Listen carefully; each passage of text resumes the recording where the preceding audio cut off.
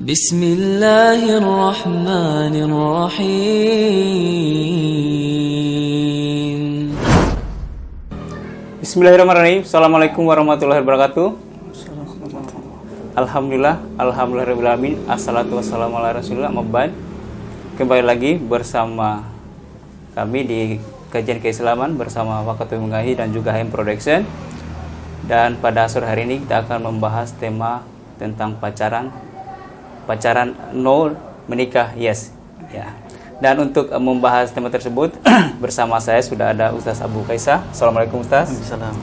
Ya, kembali lagi ini Ustaz. Kita akan membahas tema yang cukup menggelitik dan ini menjadi fenomena di kalangan anak muda, utamanya remaja-remaja Islam, tentang pacaran dan juga menikah. Ya. Mungkin bisa dijelaskan Ustaz terkait dua kata ini, pacaran dan menikah. Ya. Dalam perspektif sudut pandang Islam. Ya. Apa tentang pacaran dan menikah? Ya. Silakan Ustaz. Ya. Bismillah, alhamdulillah, wassalatu wassalamu ala rasulillah wa ala alihi wa ashabihi wa wala ma ba'd. Jadi menikah, ya, ini kan judulnya menikah yes, pacaran no, gitu ya. Ini judulnya, yang buat judulnya juga luar biasa gitu ya. Jadi memang menikah ini sangat disyariatkan sebagaimana ayat dan sebagian hadisnya itu pernah kita bacakan, yaitu Allah Subhanahu wa taala berfirman, wa ankihul ayyama minkum, ya, nikahkanlah para bujangan di antara kalian, ya, wasalihina min ibadikum, dan orang-orang saleh dari hamba sahaya kalian, wanisaikum, ya, dan juga perempuan-perempuan imaikum, dan perempuan-perempuan, budak-budak perempuan kalian. Artinya pemuda yang membujang dan juga budak dari kalangan laki-laki maupun perempuan ini diperintahkan oleh Allah Subhanahu wa taala untuk dinikahkan. Dan nikah ini merupakan separuh daripada kesempurnaan agama yang pernah kita sebutkan sebelumnya tentunya. Sedangkan pacaran ini perbedaannya adalah menjalin hubungan tanpa ada ikatan pernikahan tentunya. Ya, ini biasa yang diketahui oleh manusia, itu pacaran tentunya hubungan di luar nikah. Nah, ini tentunya sedikit banyak dilarang oleh Allah Subhanahu wa taala karena hal ini pertama mendekati pada perzinahan. Sedangkan Allah Subhanahu wa taala berfirman, "Wala taqrabuz zina." Janganlah dekati zina, innahu kana fahisyatan wa sa'a sabila. Sungguhnya zina ini merupakan perbuatan yang keji dan seburuk-buruk jalan. Ya, selain itu Rasulullah SAW juga mengingatkan kita semuanya supaya tidak berdua-duaan. Pacaran kan biasanya dua-duaan, cari tempat sepi, kan, begitu, jalan bareng kemana gitu kan. Rasulullah SAW bersabda, la yakhluwanna rajulun bimra'atin illa biti mahramin.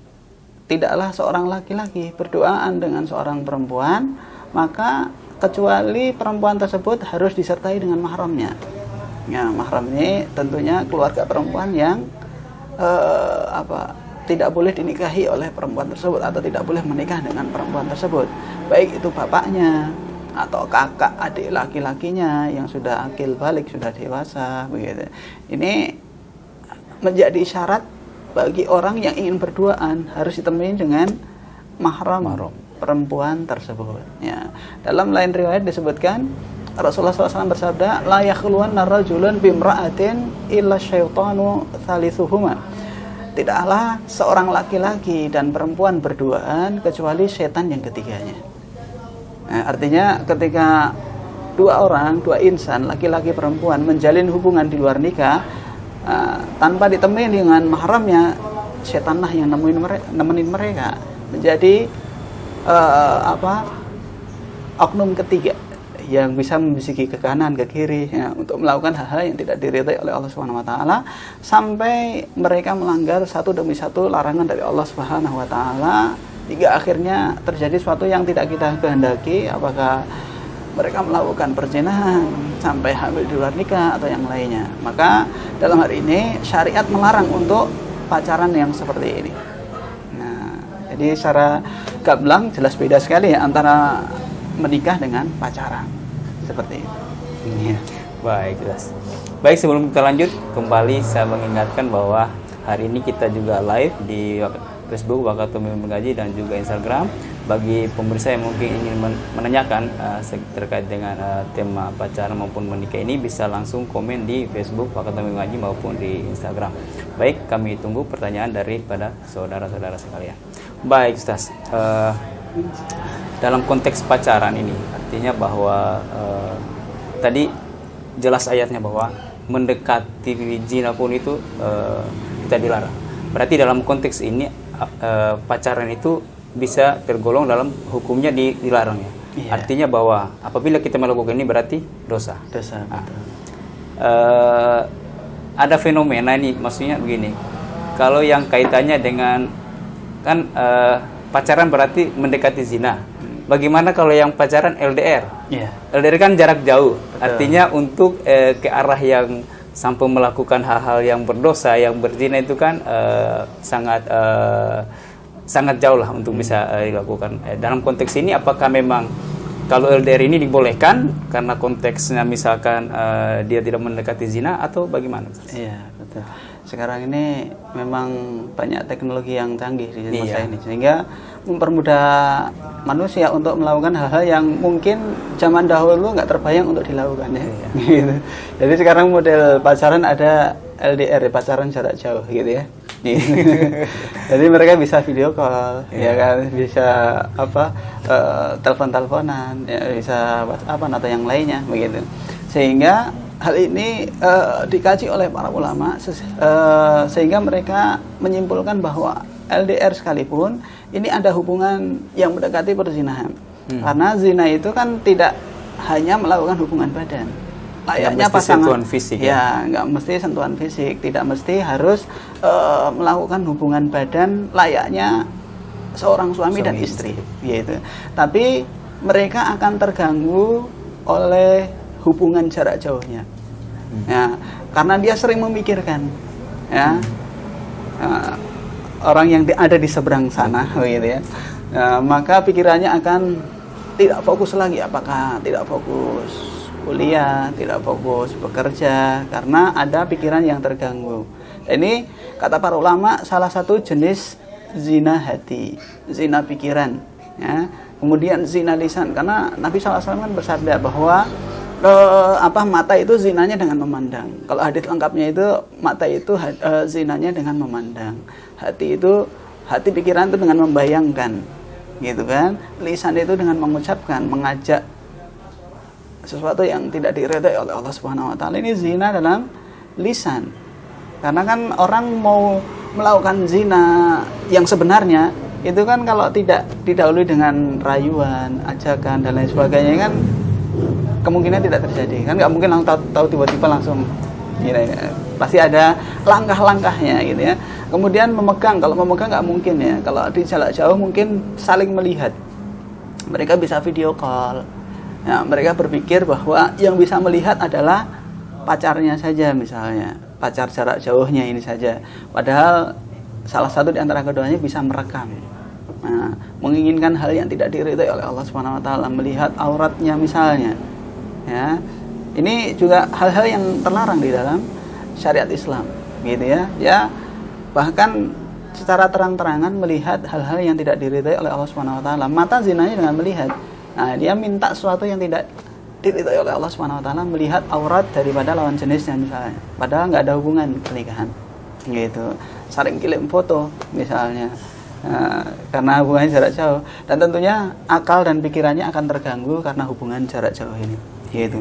Nah, akal pikiran yang terganggu ini menyebabkan seorang, ini salah satu daripada efek negatif ya, pacaran, apalagi pacaran jarak jauh ya, mengganggu konsentrasi seseorang. Gitu. Dia akan terganggu konsentrasinya karena dia akan seling mikir pasangannya, dan begitu pula sebaliknya, yang sana juga mikirkan yang sini, gitu. Sehingga pekerjaan dan kuliahnya akan menjadi terbengkalai atau sedikit terganggu, sedikit banyak akan terganggu. Ini yang pertama, sisi negatif daripada pacaran jarak jauh seperti ini. Kemudian yang kedua, dia akan membayangkan hal-hal yang tidak diridhai oleh Allah Subhanahu wa taala, berimajinasi dan lain sebagainya. Bahkan ada sebagian pemuda-pemudi ini karena melakukan LDR, maka mereka melakukan zina tangan misalnya. Mereka melakukan hal yang tidak diridhai oleh Allah Subhanahu wa taala. Apalagi di bulan Ramadan misalnya. Nah, ini bisa membatalkan puasa kalau dia misalkan mohon maaf ya, dia sampai melakukan apa namanya,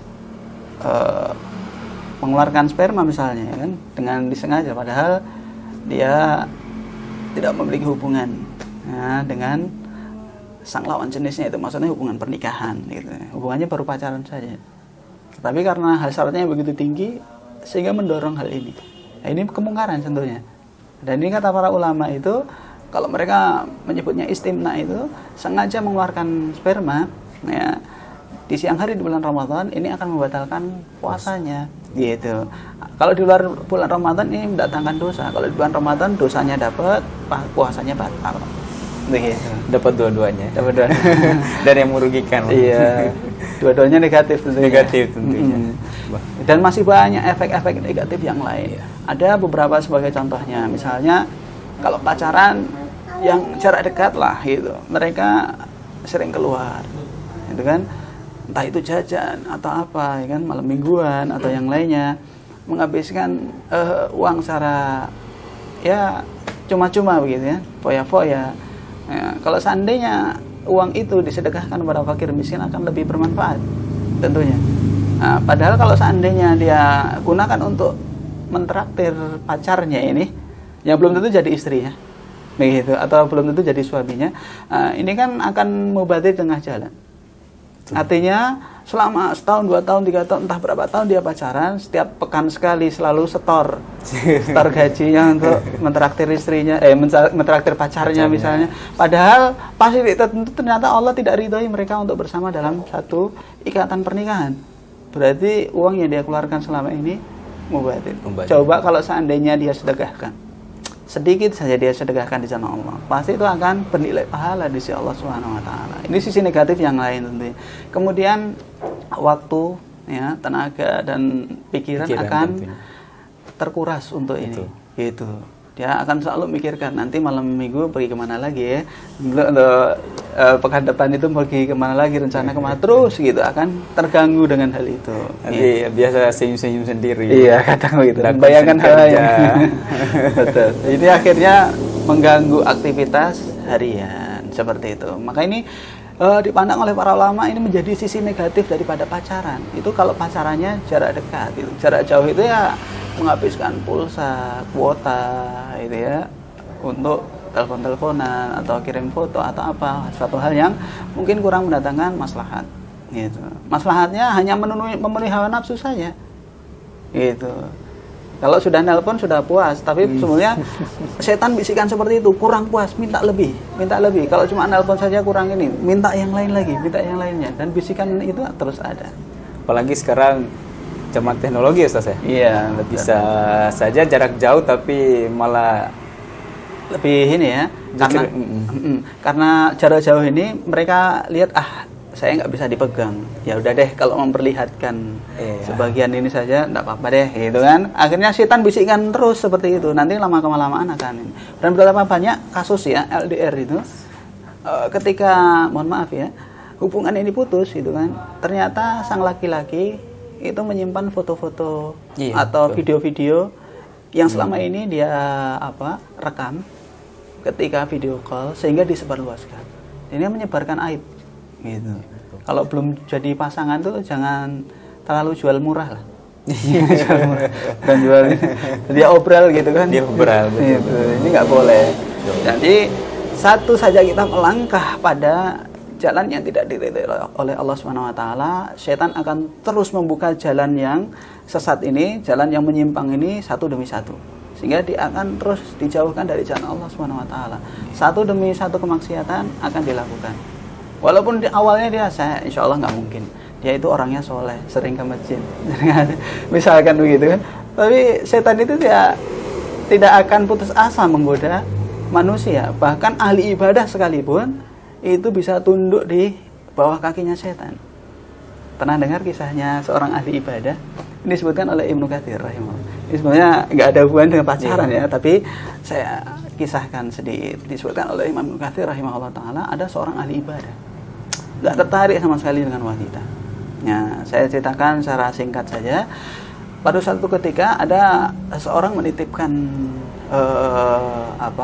adiknya, gitu kan, kepada ahli ibadah ini, gitu. Dia mau pergi safar. Kemudian ketika itu sang ahli ibadah awalnya tidak mau. Nah, dia mau konsentrasinya untuk ibadah, nggak ada konsentrasi untuk menikah atau menjalin hubungan dengan wanita, tidak ada sama sekali. Akhirnya karena sang teman ini mau pergi jauh safar, diterimalah wanita ini, tapi ditaruh di ruangan tersendiri, satu ruangan, gitu. Sehingga ahli ibadah ini ketika ingin memberikan makan atau komunikasi hanya menyediakan makan di depan pintu, nggak berhubungan sama sekali.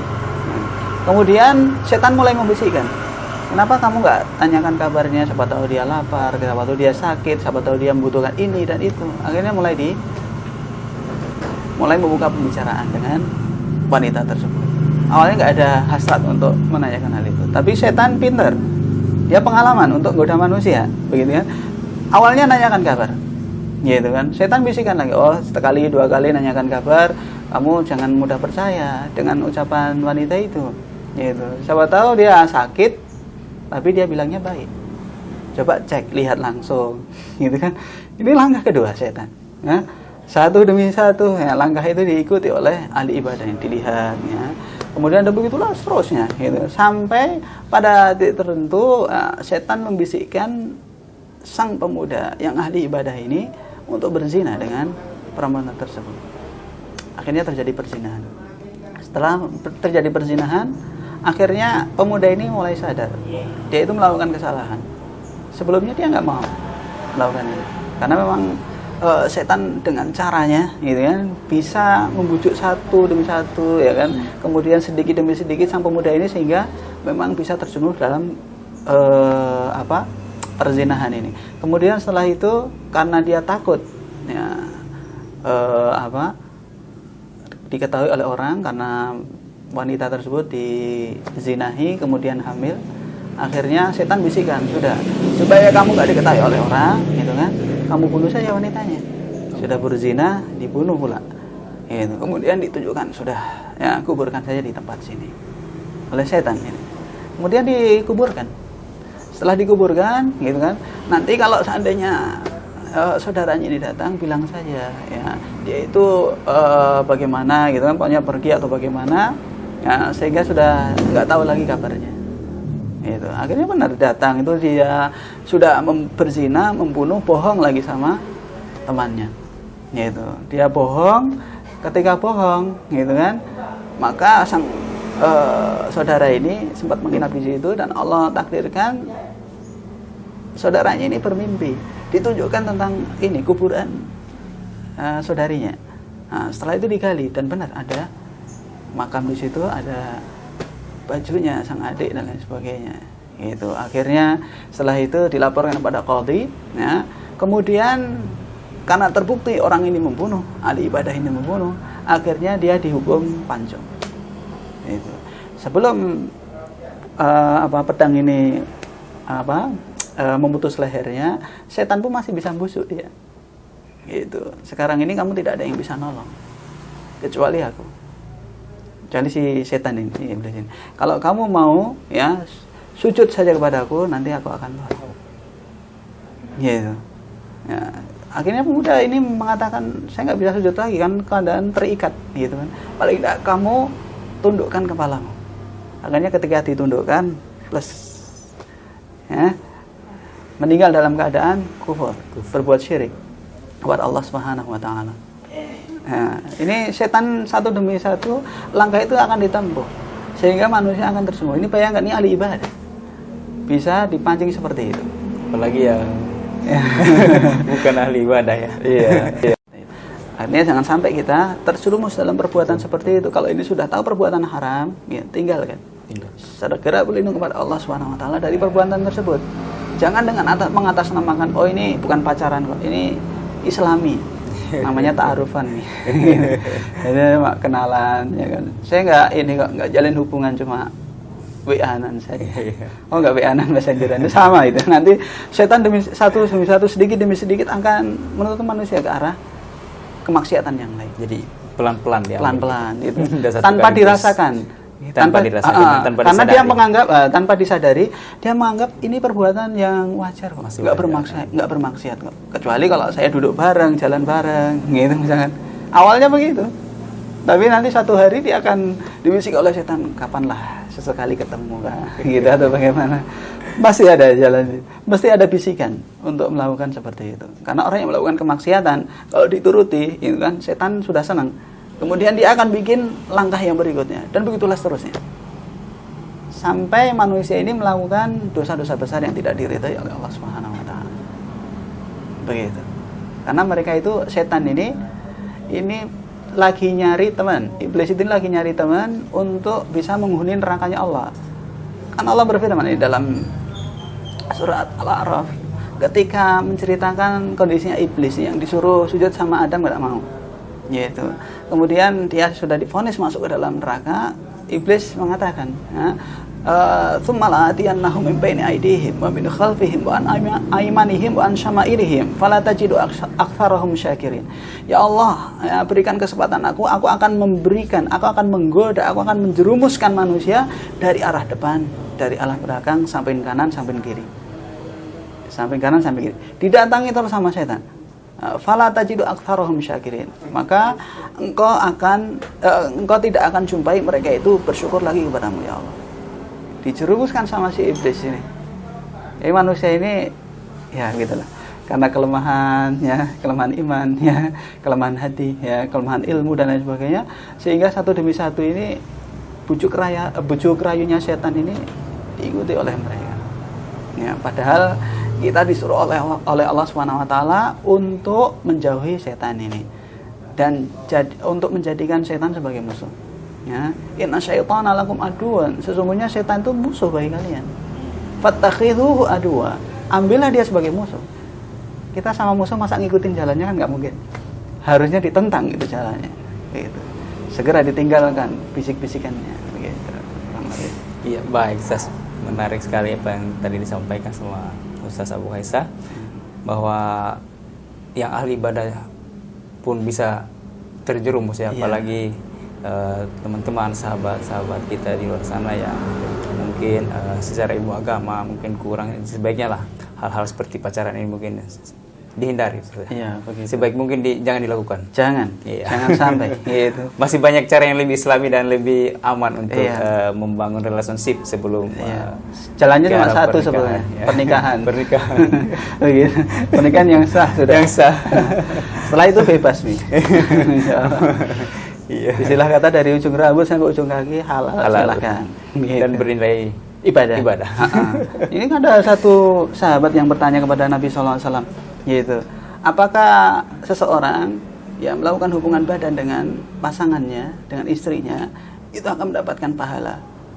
Kata Nabi SAW, apa menurut pendapatmu kalau seandainya dia melakukan hubungan itu dengan orang lain, bukan istrinya, apakah dia akan mendapatkan dosa? Iya, akan dapat dosa, kan zina. Gitu ya. Maka ketika dia salurkan hasratnya itu kepada pasangan yang sah, pasti dapat pahala. Gitu. Rasulullah SAW memberikan gambarannya yang begitu jelas. Kalau seorang melakukan hubungan dengan orang lain yang haram baginya, belum ada ikatan pernikahan, itu hukumnya haram dan dapat dosa, tentu menyalurkan di tempat yang halal dapat pahala. Subhanallah, pahala hanya dengan melakukan hubungan. Maka suami istri ini termasuk nafkah, dan termasuk nafkah yang terbesar yang diberikan oleh seorang suami kepada istrinya. Karena dengan seperti itu akan lahir generasi-generasi yang soleh, solihah, ya kan? Akan memperbanyak umatnya Nabi Muhammad SAW, dan banyak sekali faedah-faedah yang lain. Begitu. Baik, Das. Menarik ini. Topik ini. Baik, kami sekali lagi mengingatkan bahwa Anda bisa memberikan pertanyaan langsung kepada kami melalui komen di Facebook dan juga Instagram terkait dengan tema pacaran dan nikah yang kita bahas pada sore hari ini. Baik, kita lanjut sambil menunggu pertanyaan dari pemirsa Waktu Mengaji. Tadi sudah dijelaskan tentang memang konteks pacaran ini dilarang dalam perspektif sudut pandang Islam. Artinya bahwa bagaimana sih Islam kemudian mengatur hubungan atau relationship pramenikah? Artinya bahwa hubungan sebelum menikah tetapi dalam konteks yang aman atau yang ada bahasa gaulnya itu yang Islami. Itu dalam Islam apakah memang sudah diatur hubungan atau relationship sebelum menikah itu yang bukan pacaran tentunya? Itu bagaimana sih? Kalau bukan pacaran tentunya kalau tahapannya gitu. Kalau kita ingin benar-benar sudah ada keinginan untuk menikah ya, maka tahapan pertama harusnya kita kenalan dulu. Kenalan itu bukan nyari berselancar di media sosial gitu. Dia lihat Facebook atau apa fotonya ini dikumpulkan. Yang dikumpulkan cuma teman-temannya lawan jenis saja. Ya, misalkan ada sebagian seperti itu. Gitu. Ini banyak yang cerita, banyak macam-macam di medsos itu. Walaupun saya nggak lihat secara langsung, tapi mereka pada menanyakannya, ya bagaimana itu ada ikhwan. Dia itu nyari teman itu yang akhwat-akhwat saja. Yang sudah hijrah-hijrah pula.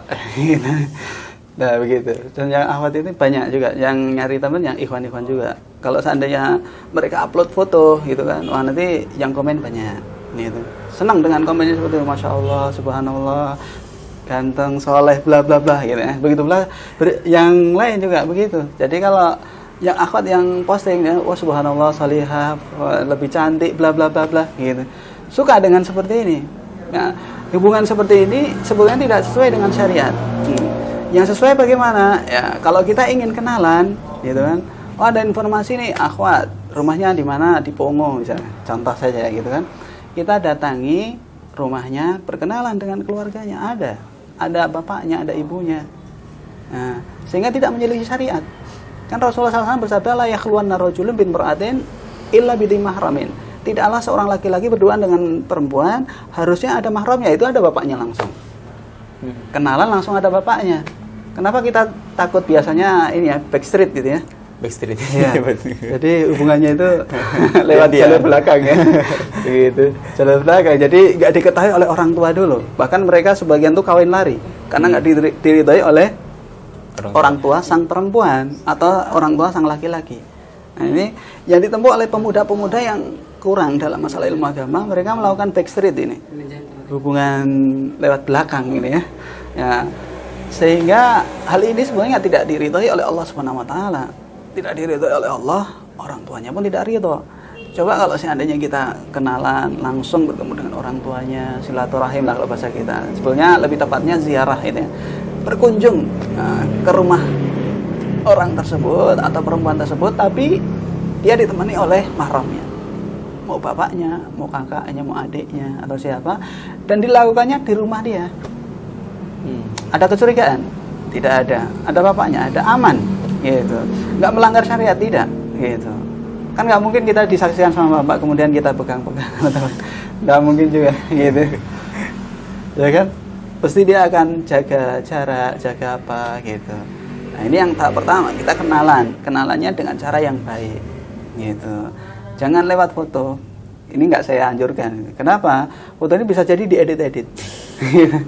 Harusnya dia agak hitam gitu. Dia setting itu pencahayaannya jadi luar biasa gitu kan. Nanti akan mohon maaf dalam tanda kutip tertipu ini. Itu ternyata di fotonya itu luar biasa gantengnya, luar biasa cantiknya, ketemu asli nah, lebih ganteng. Atau lain lah begitu ya dari kenyataannya. Jadi ada unsur dalam tanda kutip, ada unsur penipuan di situ. Apa yang dikirimkan lewat foto itu tidak sama dengan wujud aslinya. Gitu. Akhirnya timbul penyesalan. Fotonya nggak sama dengan aslinya, gitu kan. Tapi kalau datangi langsung sudah kelihatan ini aslinya. Gitu. Dia bisa melihat kita, kita pun bisa melihat dia. Gitu. Makanya Nabi SAW menganjurkan untuk hal ini. Ada seorang yang ingin menikah di masa Nabi SAW, ya, kemudian bertanya kepada Nabi SAW tentang apa yang tidak dia lakukan. Dia ingin menikah, gitu ya. Kemudian Rasulullah SAW bertanya kepada laki tersebut, "Hanadarta ilaiha, apakah anda sudah melihat wanita tersebut?" "Belum wahai Rasulullah." Lihat dulu, gitu.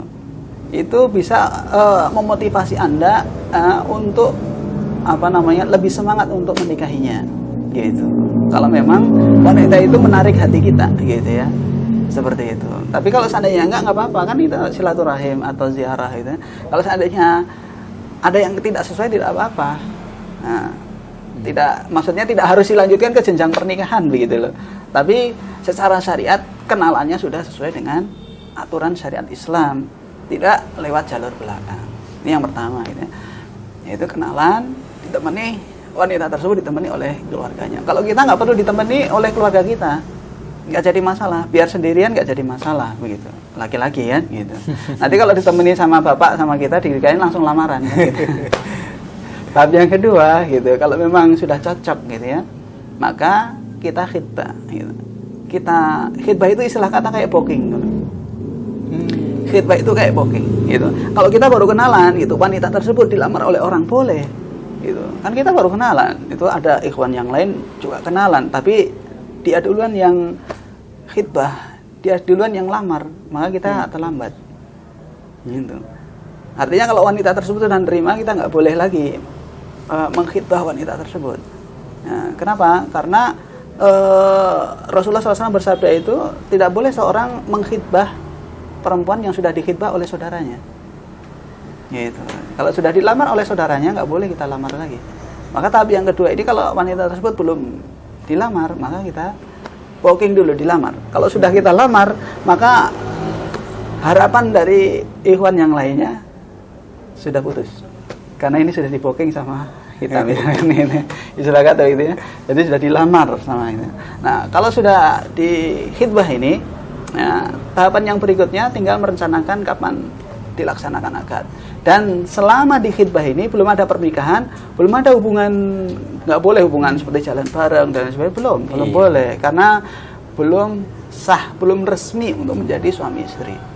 Nah, sampai dikatakan sah oleh 2 orang saksi, sah gitu ya, dinikahkan oleh wali, disaksikan oleh saksinya, begitu. Jadi kalau sudah khitbah seperti ini, rencanakan segera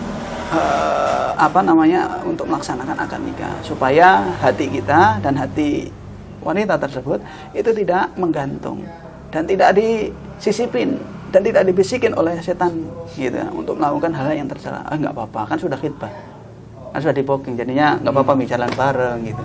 Nggak boleh, tetap belum boleh selagi belum halal.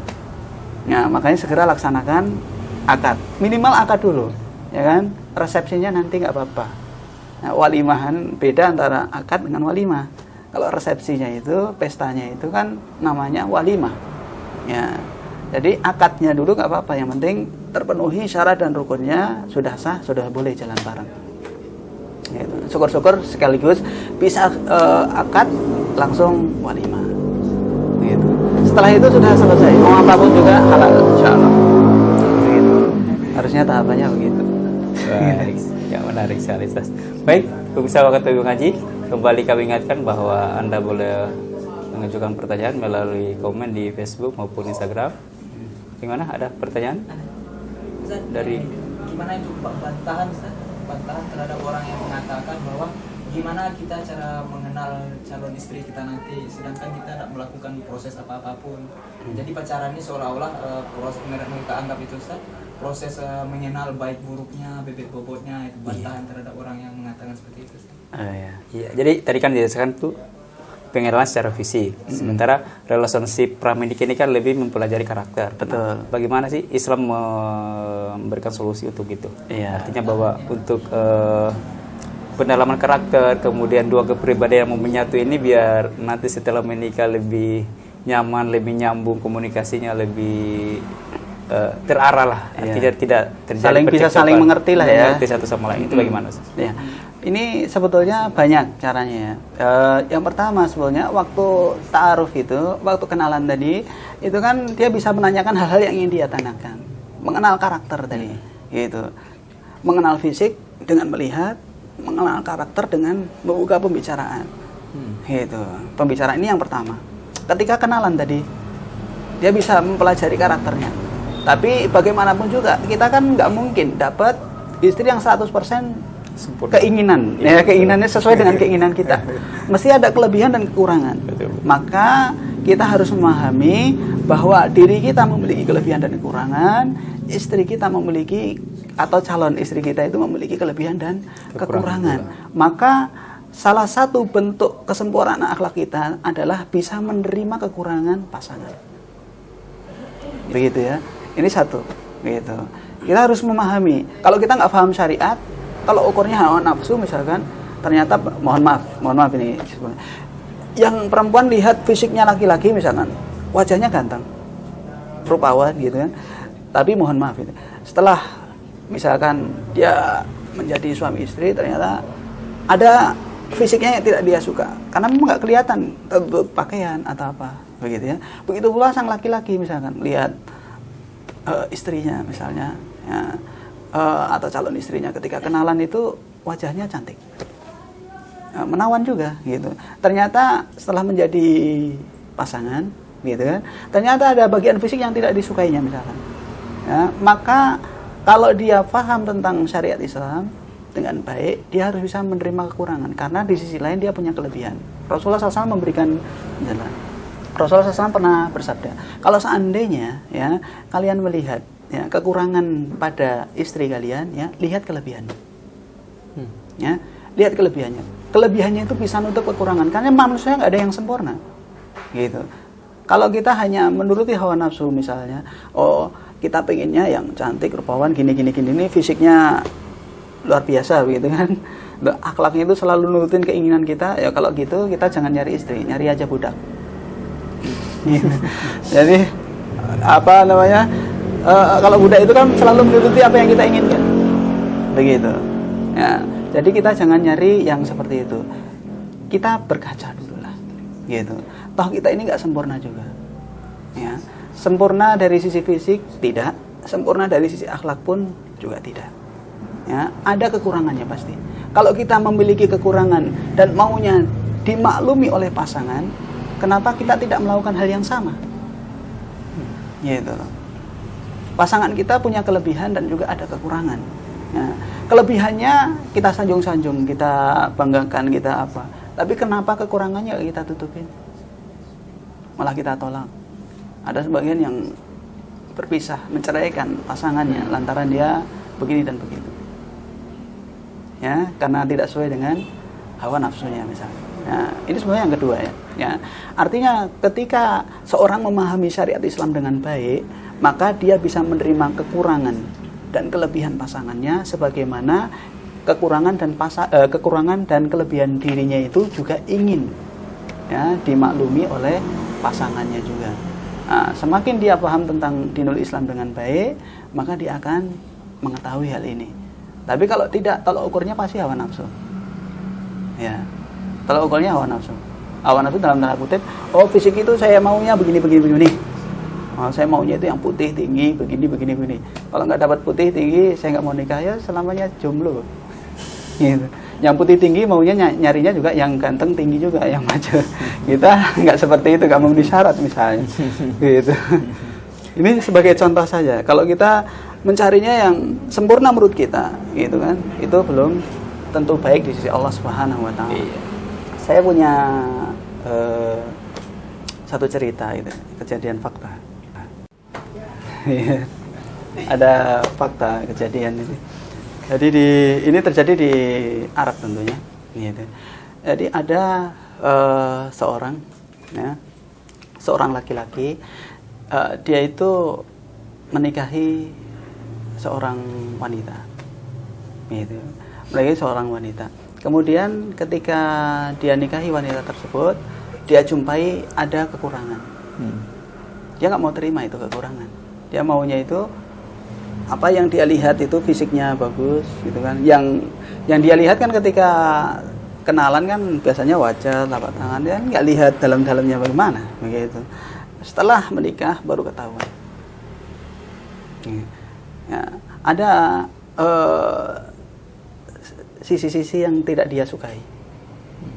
Lantaran itu dia tidak mau melangsungkan atau tidak mau melanjutkan pernikahan dengan wanita tersebut.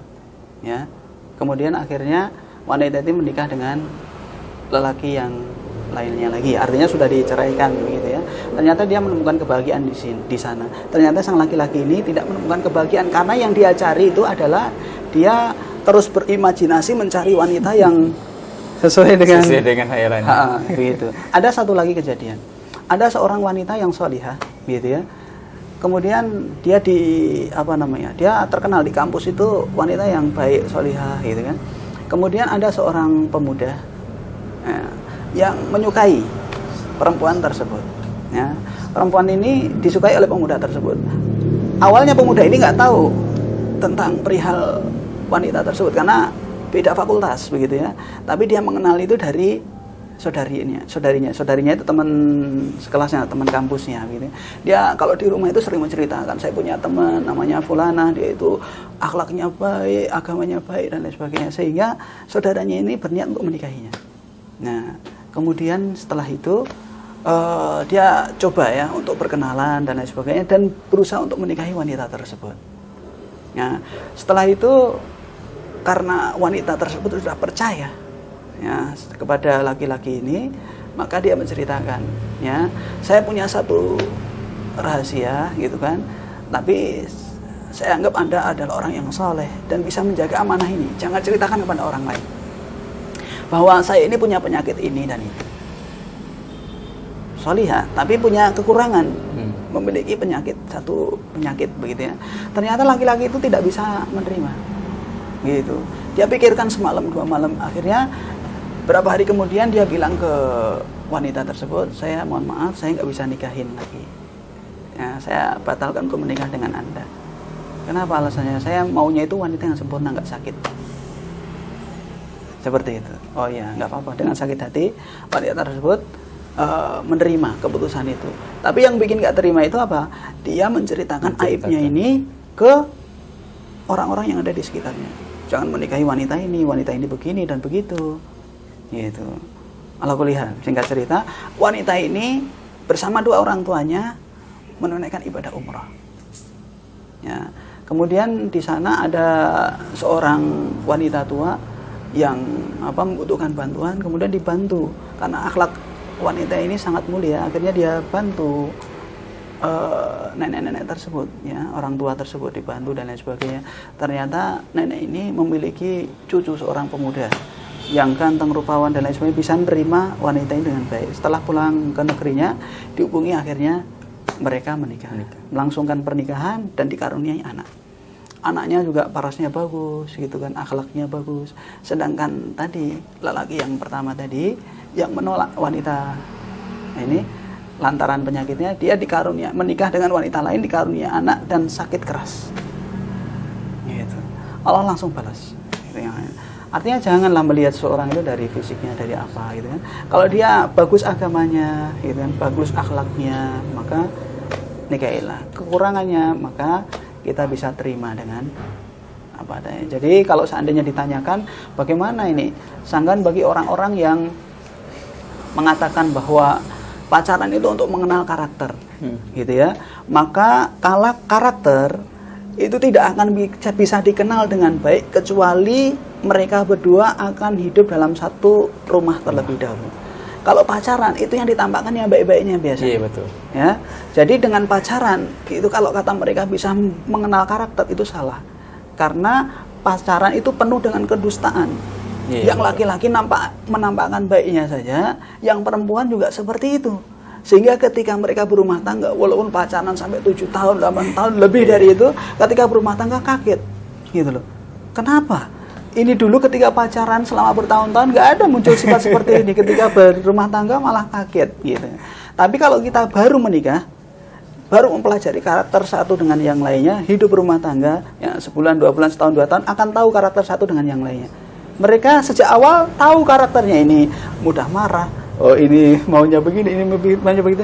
Kalau dia paham syariat Islam, bisa menasihati satu dengan yang lainnya, mereka akan bisa membangun rumah tangganya ini dan mengarungi bahtera rumah tangga ini akan lebih langgeng. Karena sejak awal dia menikah, dia sudah mulai tahu karakternya. Gitu. Bisa menerima. Bisa mencoba menerima karena dia sudah punya basic agama yang baik. Tapi kalau pacaran yang ditampakkan kan yang baiknya saja. Ketika dia menikah ternyata ada yang nggak baik, nggak siap. Karena selama dia pacaran selama bertahun-tahun ini yang nampak baiknya saja. Gitu. Tapi kalau habis nikah dalam satu rumah ternyata sudah ketahuan ini baiknya, ini buruknya, ini dia bisa menerima. Kalau orang pacaran kan biasanya kurang ilmu agamanya.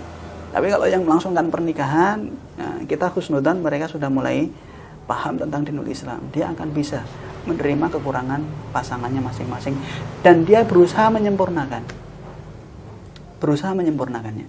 Ini yang luar biasanya yang dimiliki oleh pasangan yang soleh dan solihah. Kalau melihat kekurangan pasangannya, dia berusaha menutupinya macam-macam. Apakah dia tidak mau menceritakannya kepada orang, atau dia dia nasihati sebelum tidur dan lain sebagainya. Dia nasihatin dengan baik. Saya sebenarnya punya satu cerita lagi. Kalau ingin mendengarkannya panjang. Saya potong-potong di cerita. Kalau mau mendengarkan saya ini kan. Ada ini terjadi di Arab juga. Jadi ada seorang wanita, ya, pertama dia seorang laki-laki. Laki-laki ini orang soleh, dia seorang insinyur, muhandis. Ya, tapi dia orangnya soleh. Ya, dia orangnya baik, ya, taat beribadah. Ya. Pada suatu ketika dia ini sebagai tulang punggung keluarga ini, karena ayahnya sudah meninggal, gitu ya. Kemudian dia memiliki adik perempuan. Ya, adik perempuannya ini suka belajar mengaji, gitu ya. Pada suatu ketika dia jumpai di mushaf, di dalam Al-Qur'annya ini ada sekepok uang banyak, gitu. Itu karena gembiranya hal itu diberikan kepada sang kakak, gitu. Kemudian ditanya, dari mana kamu dapatkan uang ini? Ya, katanya ini saya nggak tahu, saya belajar mengaji. Setelah belajar mengaji saya buka, pulang itu saya buka itu ada uang, gitu. Oh, ini kemungkinan dari guru mengajimu. Nah, ini guru mengajinya diundang ke rumah, gitu. Apa benar memberikan uang ini? Iya, katanya. Karena kenapa? Karena adik ini orangnya baik dan pinter mengajinya, maka saya kasih penghargaan berupa uang tanpa dia ketahui. Nah, jika cerita ketika guru ngaji ini dipanggil ke rumah pemuda ini, gitu. Ternyata dia melirik dari jauh itu.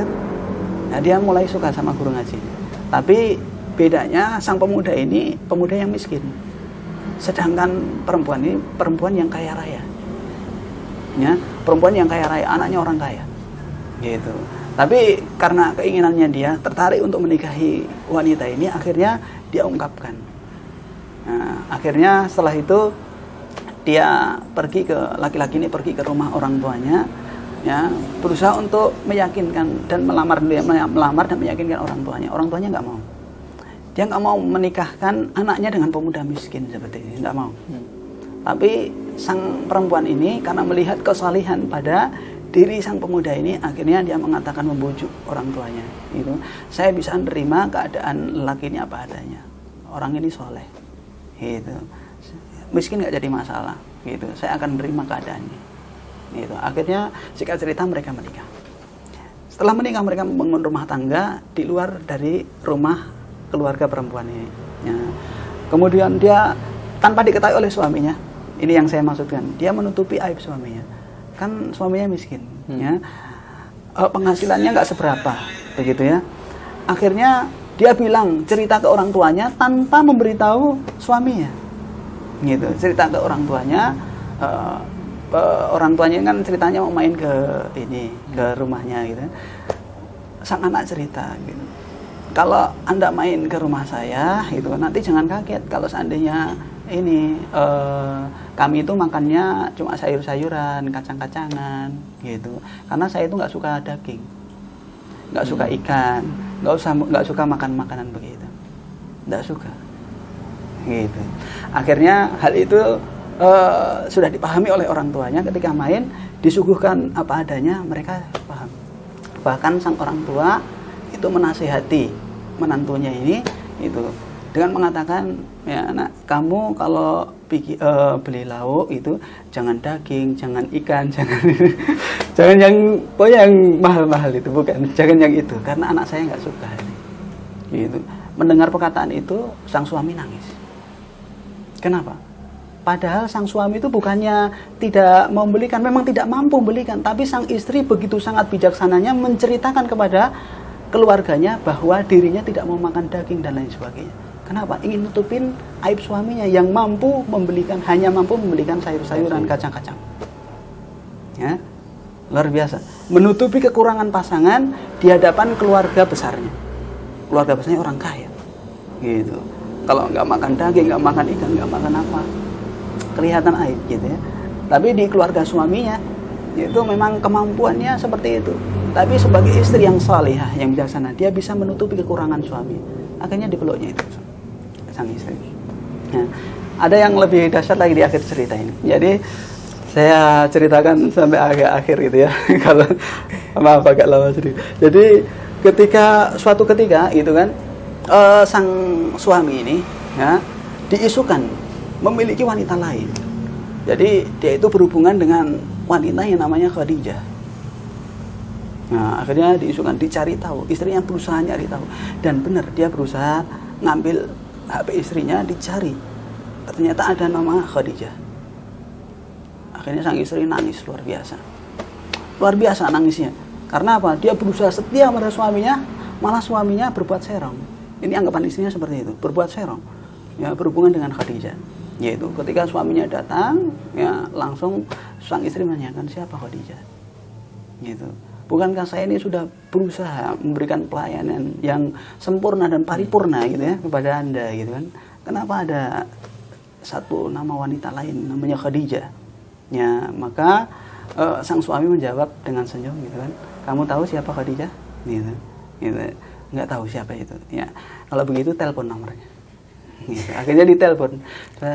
Ketika ditelepon, yang bunyi nomor HP istrinya, diangkat. Assalamualaikum. Ini namanya Khadijah. Diangkat suaminya gitu.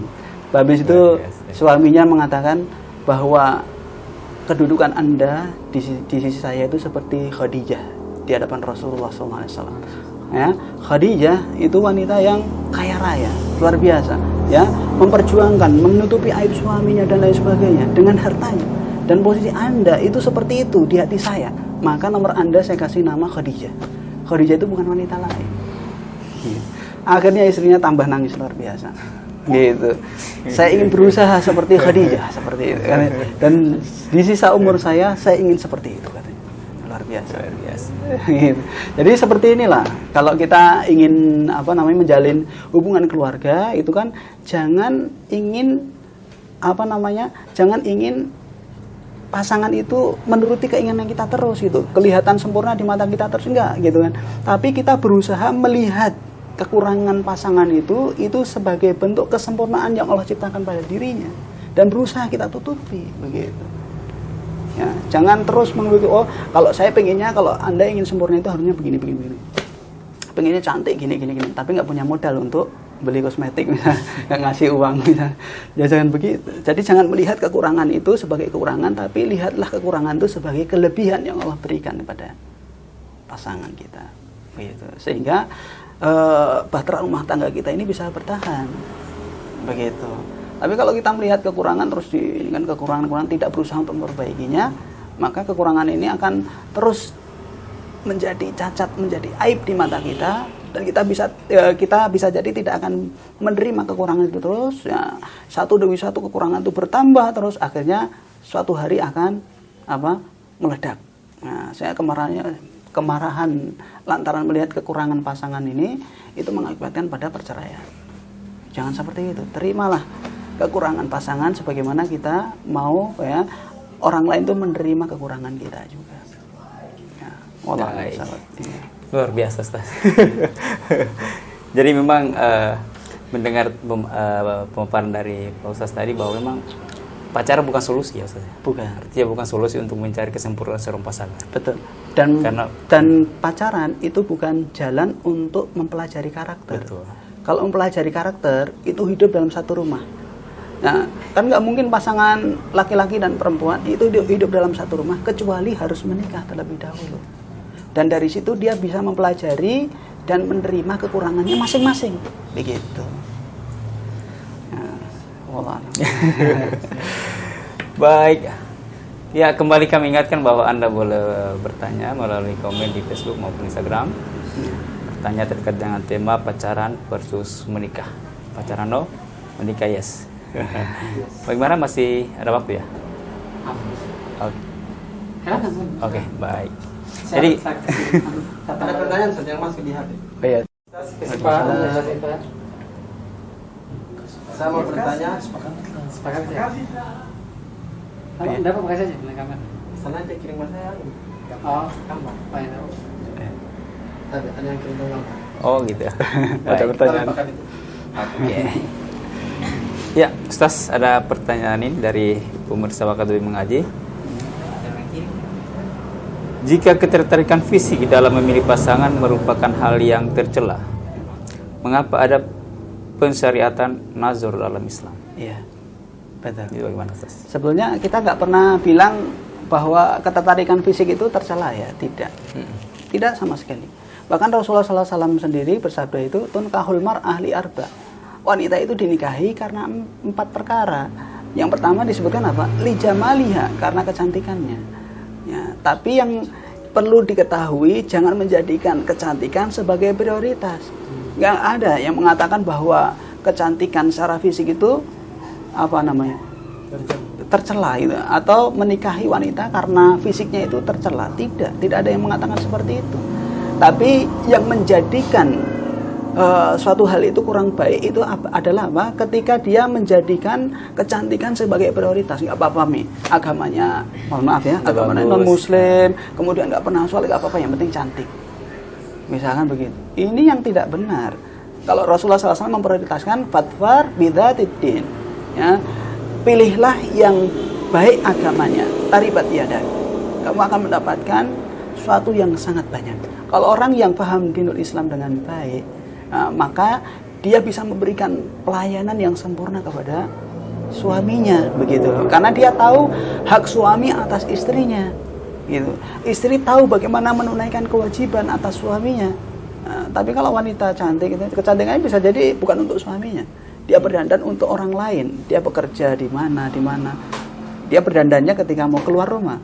Di dalam rumah hanya pakai daster apa, nggak pernah make up, nggak pernah apa. Tapi kalau wanita salihah dia berdandan di dalam rumah, di luar enggak, gitu. Biasa saja. Iya, biasa saja. Jadi kecantikannya dia khususkan untuk suaminya. Ini bedanya, begitu. Jadi pertanyaannya ada sisi kesalahpahaman, ya. Ya, dia salah memahami. Artinya kalau menikahi wanita karena kecantikannya tidak masalah, yang penting agamanya bagus. Kalau ada gitu kan, yang agamanya bagus, cantik, anaknya orang kaya, jabatannya tinggi, bla bla bla bla, pilih. Tapi Yang orang tidak itu boleh mau nggak yang- sama kita kan gitu. Yang tidak boleh itu dari 4 syarat, kemudian cantik, kemudian menggugurkan yang 3. Nah, itu begitu. yang Terutama berbahaya. agamanya digugurkan. Iya. Gitu. Makanya Allah Subhanahu wa taala kan berfirman, "Wala amatun mu'minatun khairum min musyrikati walau ajabatkum." Budak perempuan yang beriman itu lebih utama, lebih baik daripada wanita musyrik, cantik, molek dan lain sebagainya. Oh, badannya kayak apa nggak tahu gitu. Ya. Dia cantik, mempesonamu itu apa namanya? Itu tidak jadi prioritas karena Allah berfirman itu wala amatun mu'minatun khairun min musyrikah, ya. Hamba sahaya kan budak itu biasanya hitam gitu kan. Hitam, kurang menarik gitu kan. Tapi itu di sisi Allah Subhanahu wa taala amatun mukminah, ya. Seorang budak mukminah itu lebih baik daripada wanita musyrikah, wanita yang musyrik, ya, walaupun wanita itu mempesona hatimu, cantik jelita, bla bla bla bla bla, nggak pernah sholat, musyrik tadi. Nah, nggak boleh menikahi wanita musyrik walaupun dia cantik. Minimal dia, paling enggak ya, minimal kalau bagi laki-laki dia ahli kitab lah. Ahli kitab itu dari kalangan Yahudi atau Nasrani. Laki-laki boleh menikahi mereka. Kalau dia wanita baik-baik, gitu. Nah, syukur-syukur lebih prioritas lagi kita menikahi kaum mukminah. Mukminah banyak sekali yang belum menikah, masih banyak jomblo. Gitu. Dia nggak mau pacaran, menjaga kehormatan. Iya, sebagian kaum mukminah itu menjaga kehormatan. Kemudian dia belum ada wanita yang belum ada laki-laki yang melamarnya. Dia terus istiqomah, tidak mau pacaran. Dia menjaga dirinya dari kemaksiatan dan lain sebagainya. Nunggu seorang pangeran bisa, ya, membawanya ke pelaminan. Tapi nggak ada pangerannya datang-datang. Takut lagi ngumpulkan uang panai. Ini. Jadi kalau wanita kalau pengen cepat nikah, uang panainya jangan mahal-mahal. Iya. Supaya sang pangeran segera datang mengajak ke pelaminan kan begitu kurang lebih. Baik, Ustaz. Allah. Ya. Masih ada waktu ya? Ya. Ada satu pertanyaan dari saya terkait dengan tema kita pada sore hari ini. Pacaran melibatkan dua insan, tidak melibatkan keluarga. Betul. Yang kemudian terjadi fenomena di masyarakat itu bahwa tahapan yang lebih di atas pacaran itu tunangan. Nah, tunangan ini adalah kalau dalam syariat khitbah tadi dia punya batas waktu, apakah dia untuk menyegerakan menikah. Nah, kalau tunangan ini kan batas waktu kadang 2-3 tahun. Tetapi relationship ini sudah diketahui oleh kedua belah pihak keluarga. Nah, kedua belah pihak keluarga ini seolah-olah sudah menghalalkan, dalam artian tanda kutip bahwa menghalalkan untuk mereka kalau hanya sekedar mungkin jalan bersama atau untuk melakukan proses pacaran mungkin sebenarnya ya. Nah, ini pelibatan ini kan sudah melibatkan semua keluarga. Nah, apakah mereka dalam misalkan tahapan itu kemudian berbuat dosa, apakah dosanya itu hanya untuk mereka berdua atau kemudian melibatkan seluruh keluarga yang menyetujui relationship-nya mereka ini, bagaimana sih? Iya. Pertama begini, kalau pacaran itu memang biasanya itu hanya melibatkan laki-laki dan perempuan ini, tapi tidak sedikit juga pacaran itu yang sudah diketahui oleh keluarga dua belah pihak. Begitu. Bahkan mungkin sudah resmi secara di mata dua keluarga ini, mereka itu di mata dua keluarga bahkan masyarakat ini, mereka berdua ini sudah pacaran, sudah dimaklumi. Gitu oleh mereka. Tapi pemakluman mereka ini tidak membuat keharaman suatu hal yang haram menjadi halal. Iya. Begitu. Suatu yang haram itu tidak akan berubah menjadi halal karena direstui oleh orang tua. Begitu loh. Orang tuanya memperbolehkan mereka pacaran. Kedua belah keluarga itu sudah menyetujui hubungan mereka. Tapi tidak lantas kalau kita tahu syariat Islam, tidak lantas menghalalkan apa yang Allah haramkan ini berupa pacaran. Begitu. Itu di tahap pacaran ya, apalagi kalau tahap tunangan atau khitbah tadi. Ya. Kalau seandainya khitbah ini kan nggak jauh beda dengan pacaran tadi, pacaran sebelum khitbah.